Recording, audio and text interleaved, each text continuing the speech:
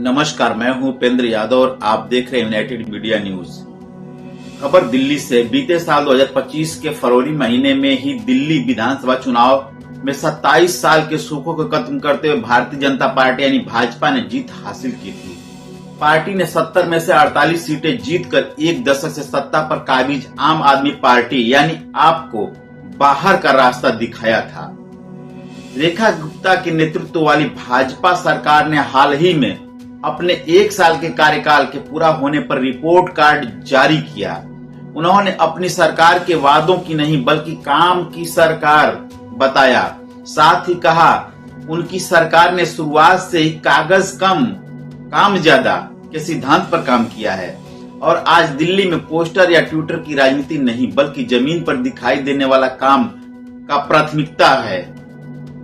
सरकारी दावों से इतर वास्तव में राजधानी की जमीन पर और यहाँ रहने वाले अलग अलग तबके के लोगों के लिए इस एक साल में क्या बदलाव हुआ यह जानने के लिए द वायर हिंदी ने युवाओं, महिलाओं और बुजुर्गों से बातचीत की। दिल्ली के संगम विहार इलाके में रहने वाली गृहिणी शबनम बताती है कि यहाँ एक साल में स्थिति और बद से बदतर हुई है। मेट्रो के काम के चलते बदरपुर महरौली रोड पर लगने वाली ट्रैफिक जाम अब और बढ़ गया है। सड़कों को खोदकर छोड़ दिया गया है। गड्ढों को सही मरम्मत का कोई काम नहीं हो रहा है। कूड़ा तक सड़कों पर लोगों के घरों के आगे बिखरा पड़ा है। शबनम आगे बताती हैं, सरकार बदलने के बाद कई महीने तक कूड़ों की गाड़ी नहीं आई, कहीं कोई सफाई नहीं हुई क्योंकि इन लोगों ने नए कॉन्ट्रैक्टर के लिए टेंडर नहीं निकाला। इसके अलावा पानी की समस्या जो पहले गर्मियों में अक्सर देखने को मिलती थी, इस बार सर्दियों में भी बुरा हाल रहा। जल बोर्ड के टैंकर का पता नहीं कहां आता है, कब चला जाता है, आता है या नहीं। ये सिर्फ शबनम की शिकायत नहीं है, यहाँ रहने वाले कई दर्जनों लोगों ने कूड़े, गड्ढे, सड़क, पानी की समस्या का जिक्र किया है। उल्लेखनीय है कि दिल्ली में भाजपा की सरकार आने के बाद दिल्ली में पानी की बर्बादी, चोरी की समस्या का हल निकालने को लेकर रेखा गुप्ता की सरकार ने दावा किया था कि वह 1111 जीपीएस वाले पानी टैंकर चलाने जा रहे हैं जो पूरी दिल्ली में घूमेंगे, लेकिन इसके बावजूद लोगों की समस्याओं और अनियमितताओं पर लगाम नहीं लगी है।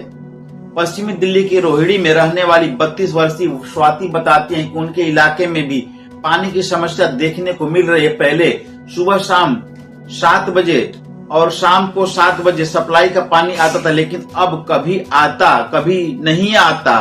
पानी का इतना गंदा आ रहा है कि बिना आरओ के अब पीने लायक नहीं बचा। पानी से मिट्टी के साथ बदबू भी आती है। मालूम हो कि दिल्ली के अंदर दूषित पानी की आपूर्ति को लेकर दिल्ली हाई कोर्ट और एनजीटी कई बार नाराजगी भी जता चुके हैं। स्वाति गुरुग्राम की एक एमएनसी में काम करती हैं और अक्सर उन्हें रात में जो कैब छोड़ने आती है वह खराब रास्ते के चलते उनके घर के करीब 1 किलोमीटर दूरी छोड़ जाती है और रात में कुत्ते और सुनसान गली अक्सर उन्हें डराते हैं।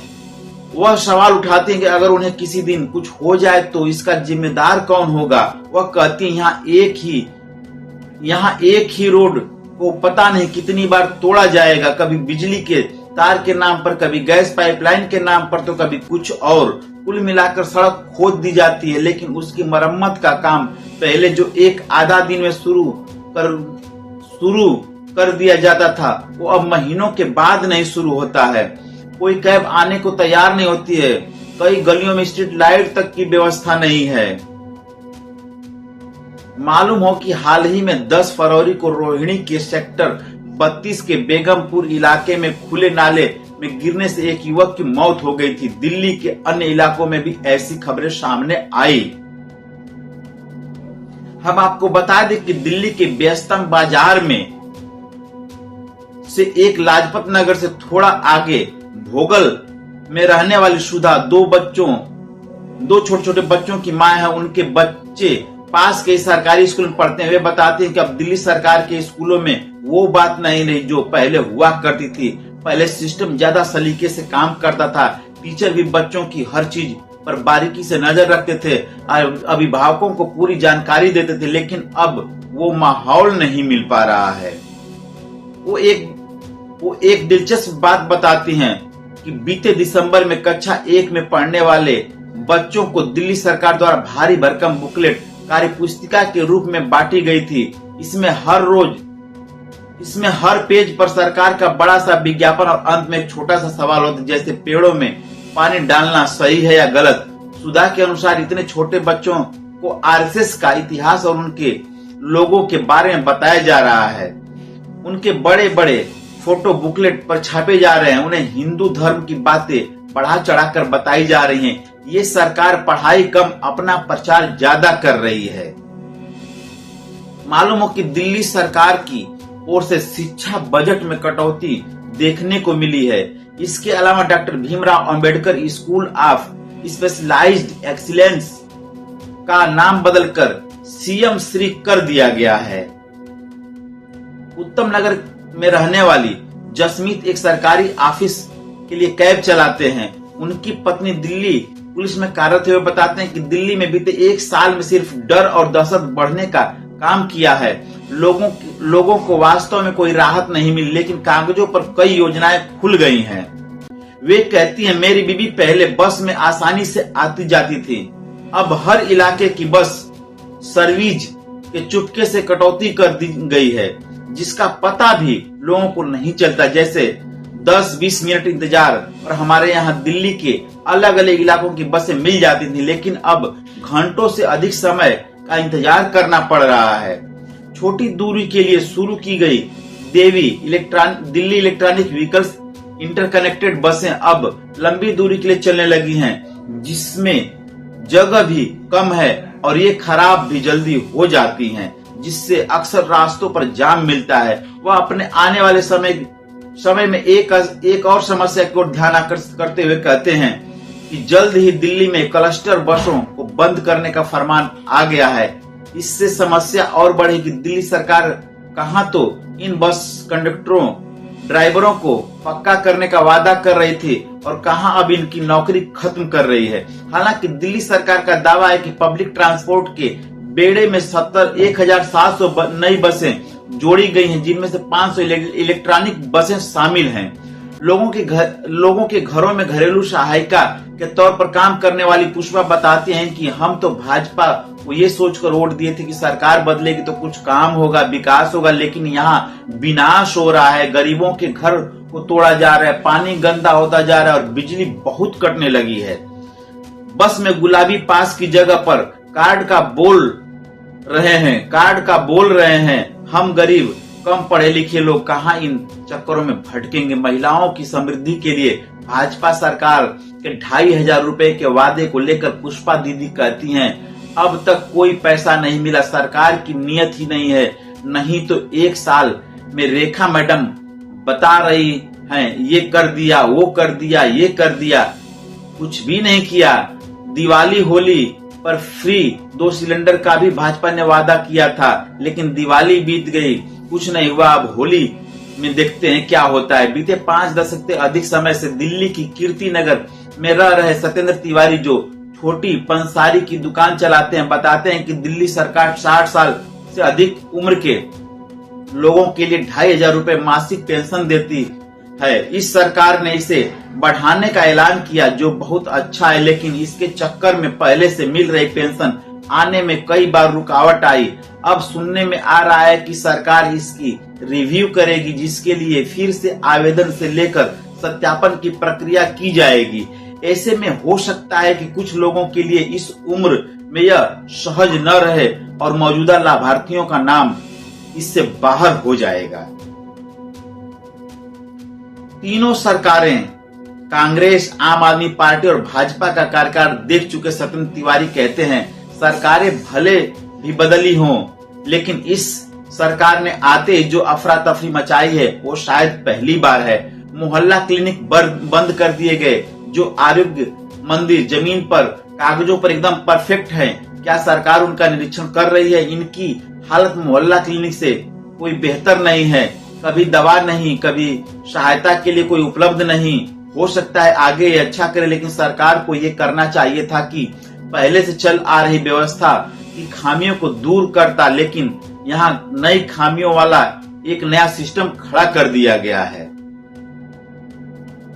भाजपा लंबे अरसे से जहां झुग्गी वहीं मकान का वादा कर रही है। दिल्ली की सीएम रेखा गुप्ता ने भी कहा कि कोई झुग्गी नहीं टूटेगी, लेकिन दिल्ली में कई झुग्गी झोपड़ियों और अवैध कॉलोनियों को बिना किसी पुनर्वास व्यवस्था के ही तोड़ दिया गया है। ये आम आदमी पार्टी की सरकार में भी हुआ और रेखा गुप्ता की सरकार में भी इसे जारी रखे हुए है।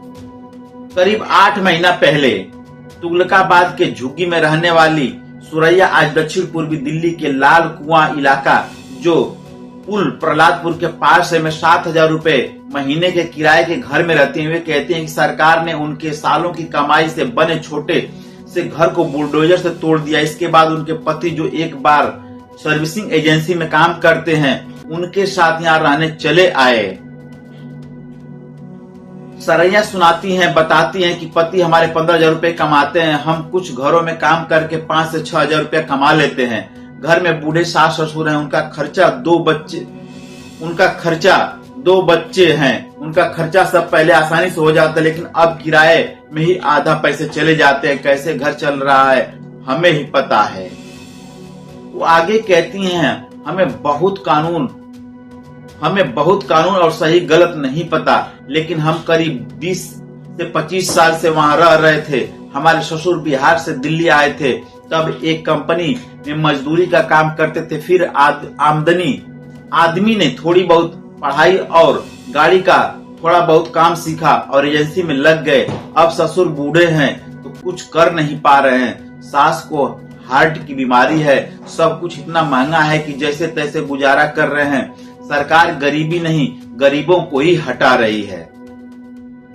खबरों के मुताबिक दिल्ली में बीते 1 साल में ओखला के अली गांव, छतरपुर, सैदुल्ला, जॉब, तुर्कमान गेट, खैबर पास, करोल बाग, जंगपुरा, वजीराबाद, सलीमपुर, दिल्ली कैंट, तैमूर, नरेला और पिपरी गढ़ी समेत अन्य जगहों पर अवैध निर्माण और झुग्गियों को ध्वस्त किया है। गौरतलब है कि तुगलकाबाद के पास ही ओखला लैंडफिल साइट है, जहां हजारों टन कूड़ा अनेकों ट्रकों के जरिए निपटान के लिए पहुंचाया जाता है। इसके बाद आसपास रहने वाले लोगों के लिए यह सालों से मुसीबत का सबब है। यहाँ के आसपास रहने वाले लोगों ने बताया कि खंड वेस्ट टू एनर्जी प्लांट में इसका ट्रीटमेंट तो चल रहा है, लेकिन यह पहाड़ अभी भी कम होता बिल्कुल नहीं नजर आता है। कुछ ऐसे ही भलसवा और गाजीपुर लैंडफिल साइट का भी बताया जा रहा है। मालूम हो कि भाजपा सरकार ने 3 साल में लैंडफिल साइट और यमुना को साफ करने के साथ ही रिवर फ्रंट बनाने का भी वादा किया है। इसके अलावा दिल्ली की हवा को साफ करने के लिए भी कदम उठाए जाने का वादा किया था, लेकिन इस साल 2018 के बाद से दिल्ली में प्रदूषण का सबसे खतरनाक स्तर देखा गया है। उल्लेखनीय है कि दिल्ली में भाजपा सरकार को सत्ता में आए अभी 1 साल ही हुए हैं। ऐसे में कई योजनाएं भी शुरू की गई हैं जो सीधे तौर पर जनता की सहूलियत से जुड़ी हैं, जैसे अटल कैंटीन, जिसके तहत गरीब तबके को 5 रुपए में पौष्टिक भोजन मुहैया कराया जा रहा है। फिलहाल सरकार ने 70 अटल कैंटीन के जरिए रोजाना करीब 70,000 लोगों को भोजन उपलब्ध कराने का दावा किया है।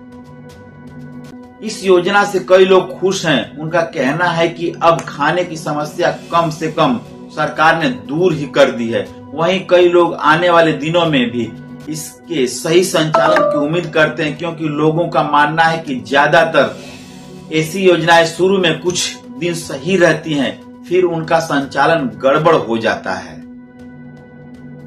सरकार के अनुसार बुनियादी ढांचे और सीवर नेटवर्क के विस्तार को भी रफ्तार दी गई है। दिल्ली में 180 किलोमीटर की नई सीवर लाइनें बिछाई गई हैं और 144 नई परियोजनाओं की टेंडर जारी किए गए। इसके अलावा 105 MGD क्षमता वाले चंद्रवल वाटर ट्रीटमेंट प्लांट का निर्माण अपने अंतिम चरण में है, जिससे 10 विधानसभा क्षेत्रों को सीधा फायदा होगा। इसके अलावा रेखा गुप्ता, जो दिल्ली की सीएम हैं, ने पूर्व की केजरीवाल सरकार को फ्री बिजली और पानी योजना को जारी रखा है, साथ ही स्कूलों की फीस नहीं बढ़ने दी है। दिल्ली का बजट 75,000 करोड़ रुपए से बढ़कर 1,00,000 करोड़ रुपया किया गया, जिसका विस्तृत ब्यौरा मुख्यमंत्री ने अपनी रिपोर्ट कार्ड में दिया है। दिल्ली के कई लोग ऐसे भी हैं जिनका मानना है कि सरकार आने वाले दिनों में बेहतर कर सकती है, जिससे आम जन की दिक्कतें कम होगी और सुविधाओं का विस्तार हो सकता है। कई लोगों का कहना है कि नई सरकार को बिना पूर्वानुमान के समय दिया जाना चाहिए, क्योंकि हर सरकार का काम करने का तरीका अलग अलग होता है, खास तौर पर जब आप लंबे समय तक सत्ता से दूर हों। ऐसे में सरकार को काम का सही आकलन करने वाले वक्त में ही पता लग पाएगा। हालांकि दिल्ली में अब नगर निगम से लेकर केंद्र तक भाजपा की ट्रिपल इंजन की सरकार है। ऐसे में लोगों को आए दिन उपराज्यपाल, मुख्यमंत्री की खींचातान की खबरों से निजात जरूर मिल गई है और इसके लिए लोगों को बेहतर काम की उम्मीद और इंतजार दोनों